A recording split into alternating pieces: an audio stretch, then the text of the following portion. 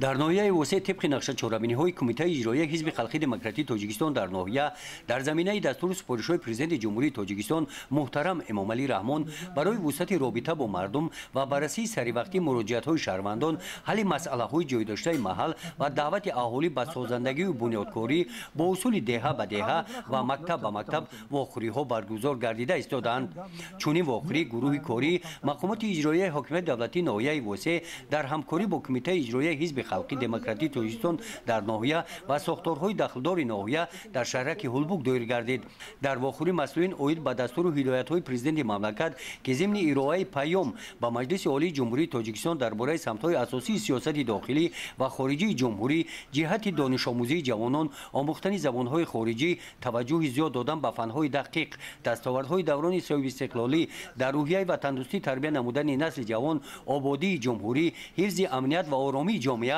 با تحلیل و دلیل‌ها بیان گردیدند. همزمان ضمن واخوری محتوای قانون‌های جمهوری تاجیکستان درباره مسئولیت برای تعلیم و تربیت کودک و درباره تربیت و تندرستی شهروندان بابت پیشگیری همراهشوی جوانان به حزب و حرکت‌های اکستریمیستی تروریستی، پیشگیری قانون ویرانکنی‌ها بین زنان و جوانان، خرافات پرستی، خودکشی، پیشگیری سودای آدمان سخن گفته شد. مسئولین ضمن این واخوری وابسته به بلند برداشتن معرفت حقوقی شهروندان، استفاده درست فرهنگ تلفن‌های موبیلی، پیشگیری همراهشوی جوانان به حزب و حرکت‌های افراطگرا، پیشگیری لباسی به فرهنگ ما بیگانه، راه ندادن به تعلیمات غیر رسمی دینی، تقویت بخشیدن حس خودشناسی و خودآگاهی و وطن‌دوستی، رعایت نمودن تنظیم عنعنه و جشن و مراسم گفته شدند.